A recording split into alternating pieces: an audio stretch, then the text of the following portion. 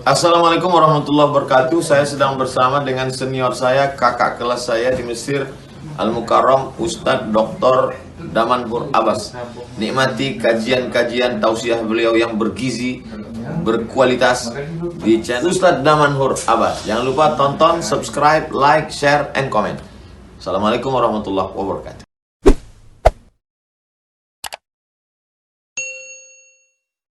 Assalamualaikum warahmatullahi wabarakatuh. Alhamdulillah bi ni'matihi tatimmus shalihat. Asyhadu an la ilaha illallah wa asyhadu anna Muhammadan 'abduhu wa rasuluh. Allahumma salli wa sallim wa barik wa an'im ala habibina wa syafi'ina wa zukhrina wa maulana Muhammad wa ala azwajihi ummahatil mu'minin wa dhurriyyatihi wa ali baitihi wa ashabihi ajma'in. اللهم صل على روح سيدنا محمد في الأرواح وعلى جسده في الأجساد وعلى قبره في القبور. وقال الله تعالى في القرآن الكريم: أعوذ بالله من الشيطان الرجيم، بسم الله الرحمن الرحيم.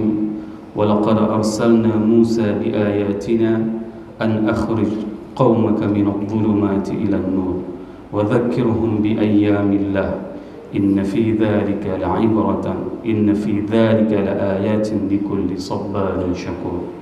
رب اشرح لي صدري ويسر لي أمري واحلل عقدة من لساني يفقهوا قولي أما بعد. Hadirin jemaah Jumat yang dirahmati Allah, marilah senantiasa kita panjatkan puji dan syukur kepada Allah yang telah memberikan nikmat kesehatan kepada kita, sehingga kita dapat melangkahkan kaki kita ke tempat yang penuh dengan keberkahan ini. Kendati kita belum mendengarkan suara panggilan azan, akan tetapi kita sudah memenuhi rumah Allah ini. Ini merupakan salah satu nikmat yang masih Allah berikan kepada kita. Pada saat saudara-saudara kita mereka masih menunggu khatib akan selesai dari khutbah Jumat, mereka baru akan berdatangan ke tempat ini. Maka senantiasalah bersyukur terhadap nikmat yang Allah berikan kepada kita. Bukanlah dikarenakan kesalehan kita sehingga kita bisa memenuhi tempat ini, akan tetapi dikarenakan kecintaan Allah kepada kita sehingga kita berada di tempat yang penuh dengan keberkahan ini. Salawat dan salam mari sama-sama kita panjatkan kepada junjungan kita Nabi besar Muhammad sallallahu alaihi wasallam, nurul alamin, yang telah menyampaikan segala amanah ini. Wa addaital amanah wa balaghatar risalah. Rasulullah sallallahu alaihi wasallam menyampaikan segala aspek tatanan kehidupan bagi kita, sehingga apabila seseorang mengerjakan apapun yang diperintahkan oleh baginda Rasulullah sallallahu alaihi wasallam, lailuha kanahariha, malamnya itu bagaikan terang benderang, la yazighu anha illa hal, tidak akan pernah orang itu akan tergelincir, tersesatkan apabila mereka mau mengikuti apapun yang diperintahkan oleh baginda Rasulullah sallallahu alaihi wasallam. Oleh sebab itu Rasul menganjurkan kepada kita di hari yang penuh dengan keberkahan ini, yang dinamakan dengan Sayyidul Ayyam, maka kita perbanyak berselawat kepada baginda Rasulullah SAW. Agar apa? Agar kita kelak nanti diakui sebagai umatnya pada saat kita sedang mencari baginda Rasulullah SAW di hari akhir. Pada saat kita dibangkitkan nanti, maka kita akan mencari sosok tersebut dan kita akan meminta beliau untuk diberikan syafaat. Agar apa? Agar kita diberikan syafaat. Semoga jamaah yang berhadir pada Jumat yang penuh dengan keberkahan ini merupakan di antara umat Nabi Muhammad SAW yang akan diberikan syafaat oleh baginda Rasulullah SAW dan akan disuguhkan air dari telaga Kautsar dari tangan mulia tersebut. Allahumma amin. Jamaah Jumat yang dirahmati Allah, ayat yang khatib bacakan tadi itu merupakan bagaimana sebuah perintah di mana Allah memerintahkan kepada semua rasul-rasulnya. Terlebih ayat ini diungkapkan kepada Nabi Musa. Allah berfirman di dalam surat Ibrahim ayat 5 yang berbunyi, walaqad arsalna Musa biayatina, sesungguhnya kami telah mengutus Musa dengan ayat-ayat tanda kebesaran kami. Tanda-tanda kebesaran Allah itu ditunjukkan kepada Nabi Musa. Pada saat itu kaum Nabi Musa merupakan salah satu kaum yang mempunyai sebuah keilmuan yang dinamakan dengan ilmu sihir. Maka Allah mengirimkan mukjizat kepada Nabi Musa, yaitu adalah untuk menandingi ilmu sihir tersebut. Sehingga banyak para penyihir dunia sampai dengan hari ini mereka masih menuntut ilmunya ke Mesir. menuntut ilmunya sama Fir'aun yang masih ada di Mesir.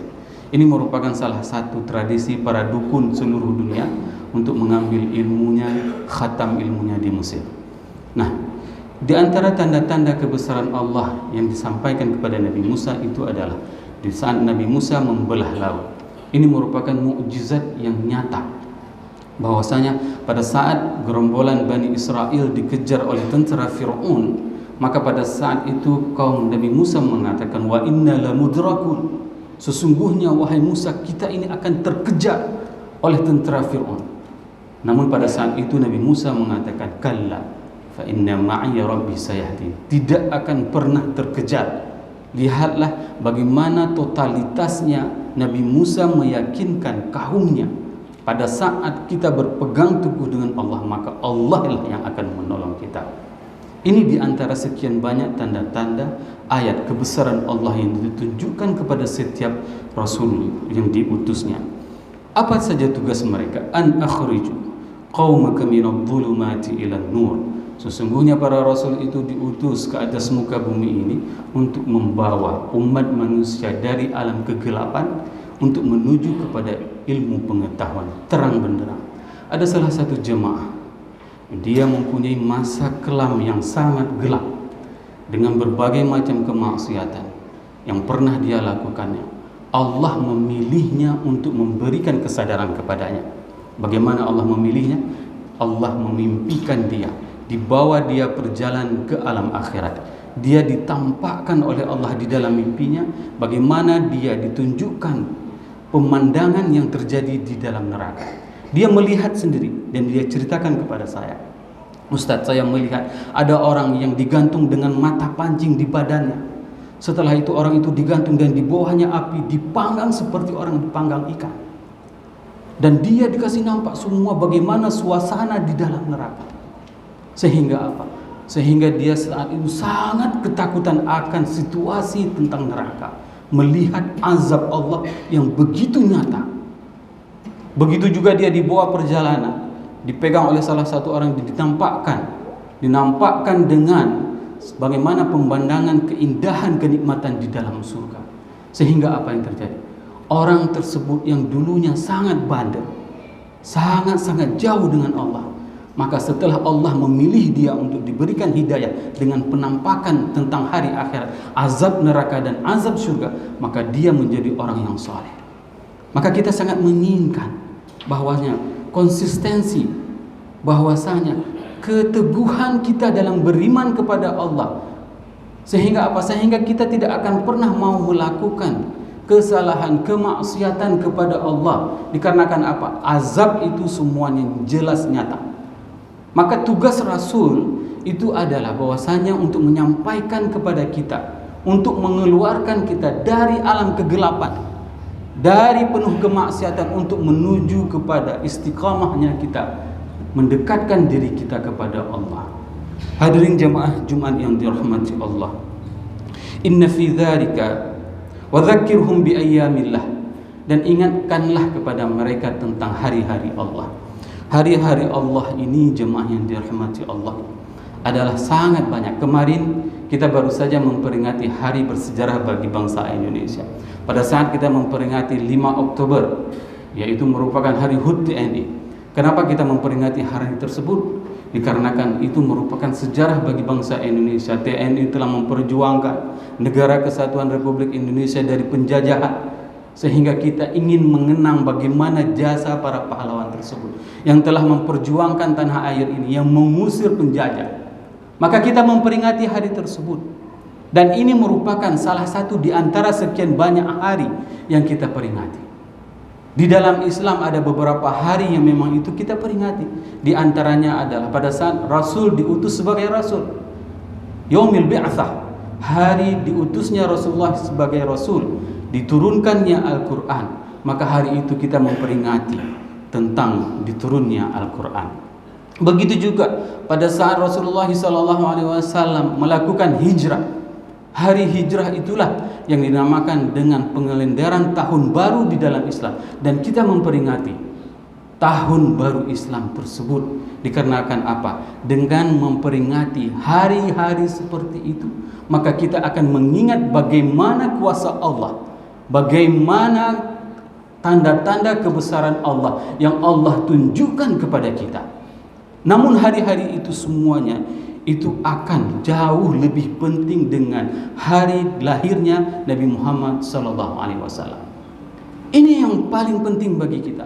Saya tidak akan pernah bisa berdiri di atas mimbar ini kalau seandainya Rasulullah SAW tidak pernah diutus ke atas muka bumi.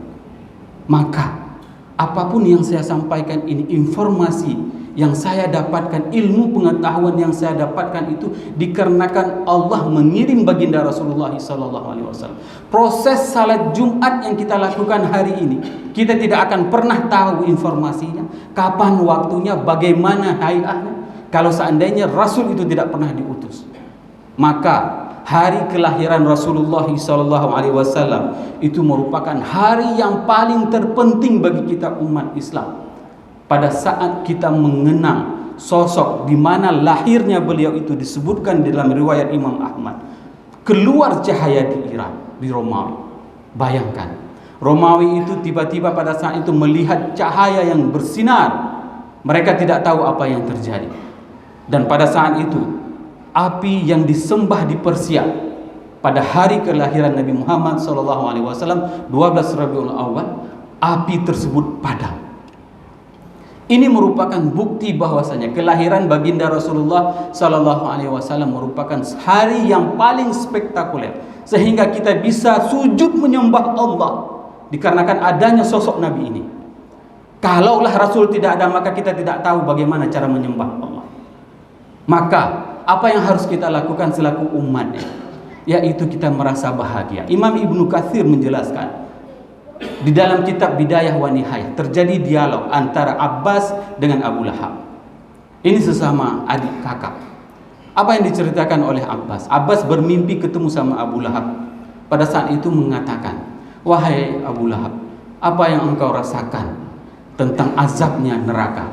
Dia menceritakan kepada saudaranya, "Wahai Abbas, aku disiksa dengan sungguh luar biasa oleh Allah di dalam neraka, kecuali hari Senin." Kenapa dengan hari Senin? Dikarenakan hari itu aku bahagia kelahiran keponakanku Muhammad, maka aku diringankan siksaanku. Bayangkan, sekelas Abu Lahab yang menentang dakwah Rasul, namun beliau bahagia pada saat lahir Nabi Muhammad, maka hari itulah hari yang diringankan azabnya oleh Allah. Hari ini ada di antara saudara kita marah pada saat ada orang yang merayakan Maulid, dan dia komplain kepada saya, "Ustaz, apa itu merayakan Maulid? Mereka buat kenduri, tapi mereka tidak salat." Saya tanyakan kepada beliau, bagaimana kalau seandainya kita tidak datang ke tempat Maulid tersebut dan kita tidak pernah mengajak orang itu untuk salat berjamaah? Seharusnya pada saat kita datang pada syukuran Maulid tersebut dan kita menggeraih tangannya, menggandeng tangannya untuk kita ajak salat bersama. Sehingga apa? Tidak pernah Rasul mengajarkan kepada kita untuk membenci saudara kita. Jangan pernah salah membenci, tetapi kalau salah mencintai itu tidak ada masalah. Karena banyak di antara kita pada saat kita mencintai seseorang, terkadang orang tidak mencintai kita. Itulah yang dinamakan dengan salah mencintai. Tapi kalau salah membenci, Rasul tidak pernah memberikan keringanan untuk membenci siapapun di antara saudaranya, saudara umat. Maka inilah yang harus kita rubah. Bagaimana kita tanamkan rasa cinta diri kita kepada Rasulullah SAW, terlebih di bulan kelahirannya ini. Kita perbanyak berselawat kepada baginda Rasulullah SAW. Agar apa? Kelak merupakan hari yang paling disibukkan oleh manusia. Yauma yafirul mar'u min akhihi wa ummihi wa abihi wa sahibatihi wa banihi. Semua orang itu akan melarikan diri. Ayah akan meninggalkan anaknya, ibu akan meninggalkan anaknya, saudara akan meninggalkan saudaranya, semuanya. Tidak ada yang open. Pada saat itu Rasulullah SAW menanti kita. Mana umatku? Bahkan beliau di saat 15 hari sebelum akhir hayatnya, beliau naik ke atas mimbar, dipapah oleh dua orang, yaitu Fudail dipapah. Pada saat itu beliau tidak sanggup lagi naik ke atas tangga yang ketiga, berdiri di tangga yang pertama. Dan beliau mengatakan, ra'aitu ummati fil haud. Beliau mengatakan di atas mimbar, aku melihat umatku di telaga. Rasul menunggu kita hari ini di telaga. Maka apa yang sudah kita perbuat untuk memperjuangkan agama Allah ini? Ini yang menjadi pertanyaan bagi kita semuanya. Pada saat bulan ini adalah bulan kelahiran baginda Rasulullah, apa perjuangan kita untuk meneruskan agama Allah ini? Berikanlah kontribusi dimanapun engkau berada, apapun posisimu. Maka tolonglah agama Allah ini. Agar apa? Agar ada orang yang menyembah Allah sampai dengan hari akhirat. Agar ada orang yang memuji Allah sampai dengan hari akhirat. Sehingga nanti kelak pada saat kita bertemu dengan Rasul, kita bisa menyampaikan, wahai Rasulullah, dulu aku telah memperjuangkan agamamu ini, aku telah meneruskan risalahmu ini. Kita bisa mengatakan seperti itu di hadapan Rasul. Dan Rasul akan memberikan syafaat kepada kita. Dan Rasul akan menyuguhkan air dari telaga Kausar dari tangan mulianya tersebut. Jemaah yang dirahmati Allah, ini merupakan pesan yang disampaikan oleh Rasulullah SAW kepada kita semuanya. Bagaimana kerinduan dan kecintaan baginda Rasulullah SAW. Mari kita ungkapkan kerinduan tersebut, kecintaan tersebut kepada Rasulullah SAW dengan kita menjadikan kehidupan kita ini adalah sebagai pengabdian kita kepada agama Allah. Lihatlah bagaimana Rasul memesankan kepada kita dalam memandang dunia ini. Rasulullah SAW bersabda, "Man asbaha minkum aminan fi sirbi." Barang siapa yang beriman di pagi hari, dia melakukan salat. Tadi subuh, seseorang yang melakukan salat subuh dan melakukan salat 5 waktu, mu'afan fi jasadi, dan dia bangun subuh dalam keadaan sehat badannya, wa indahu qutu yaumi, dan dia mempunyai makanan 1 hari saja untuk dimakannya, faka'annama hizad dunya bihazafiriha, maka seakan-akan dia telah memiliki dunia beserta seluruh isinya. Sangat simple konsep kaya yang diajarkan oleh baginda Rasulullah SAW kepada kita umatnya. Apa yang pertama indikatornya? Yang pertama sekali adalah beriman kepada Allah. Man asbaha minkum aminan fi sirbi. Konsep yang pertama, kita beriman. Kita buktikan keimanan tersebut pada saat kita terbangun salat subuh. Kita pergi ke masjid untuk melaksanakan salat subuh berjamaah. Ini adalah konsep yang pertama, sejahtera. Konsep pertama yang dinamakan dengan kaya. Yang kedua adalah badannya sehat. Pada saat kita bangun, kita tidak sedang dalam keadaan stroke, kita tidak dalam keadaan sakit asam urat. Maka ini adalah indikator kedua kita menjadi orang kaya hidup di dunia ini. Yang ketiga adalah wa indahu qutu yaumi, dan dia ada makanan yang bisa hanya dia makan untuk hari itu saja. Maka tidak perlu kita harus menyimpan harta sampai dengan 7 keturunan. Menyedihkan pada saat ada jamaah yang datang kepada saya pada saat orang tuanya meninggal dunia, meninggalkan harta miliaran rupiah. Dia tanyakan kepada saya, berapa jatah saya, Ustaz? Padahal orang tuanya itu capek mencari harta puluhan miliar tersebut. Seharusnya seorang anak itu mempunyai nilai pengabdian kepada orang tuanya. Apa yang harus dia lakukan? Dia sisihkan terlebih dahulu harta tersebut untuk orang yang telah mencarinya. Ustaz, ini kami mempunyai harta 10 miliar.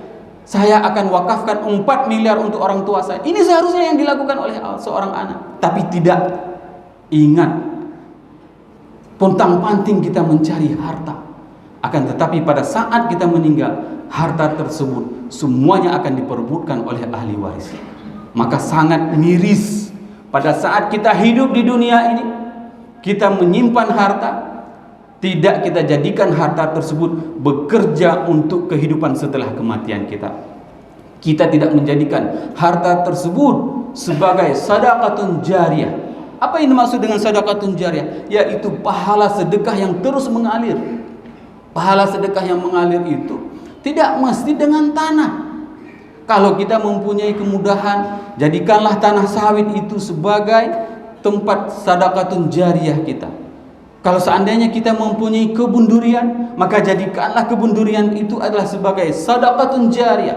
Kalau kita mempunyai ruko, maka jadikanlah ruko tersebut adalah sebagai sedekatun jariyah, pahala yang akan terus mengalir sehingga dia akan terus bekerja kendati orang tersebut sudah masuk ke dalam kuburan. Semoga beberapa nasihat ini bermanfaat kepada diri saya dan kepada jamaah semuanya, sehingga kita bisa meningkatkan keimanan kita dan kecintaan kita kepada Allah dan kepada Rasulullah SAW. Bagi jamaah yang masih tertidur, harap bangun karena kita akan memasuki rukun 2 khutbah. Alhamdulillahilladzi khassana bi kitabin unzil wa akramana bi nabiyyin ursil. أشهد أن لا إله إلا الله له دعوة الحق حريص عليها وأوجب تبشير بها ولتكن منكم أمة يدعون إلى الخير ويأمرون بالمعروف وينهون عن المنكر وأولئك هم المفلحون وأشهد أن محمدا عبده ورسوله بلغ الرسالة وأدى الأمانة ونصح الأمة وكشف الغمة حتى أتانا اليقين ليلها كنهارها لا يزيغ عنها إلا حالك. اللهم صل وسلم وبارك وأنعم على حبيبنا وشفيعنا وزخرنا ومولانا محمد وعلى أزواجه أمهات المؤمنين وذرياته وآل بيته وأصحابه أجمعين. اللهم صل على روح سيدنا محمد في الأرواح وعلى جسده في الأجساد وعلى قبره في القبور كلما ذكر ذاكرون وغفل عن ذكره الغافلون. يا أيها الناس اتقوا الله حق تقاته ولا تموتن إلا وأنتم مسلمون. وقال الله تعالى في القرآن الكريم أعوذ بالله من الشيطان الرجيم بسم الله الرحمن الرحيم قل هو الله أحد الله الصمد لم يلد ولم يولد ولم يكن له كفوا أحد. بارك الله لي ولكم في القرآن الكريم ونفعني وإياكم بما فيه من الآيات والذكر الحكيم وتقبل مني ومنكم تلاوته إنه هو السميع البصير.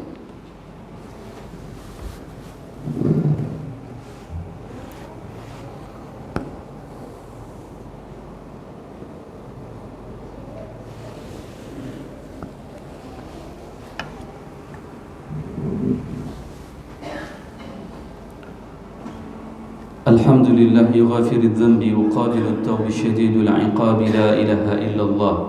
أشهد أن لا إله إلا الله وأشهد أن محمدا عبده ورسوله.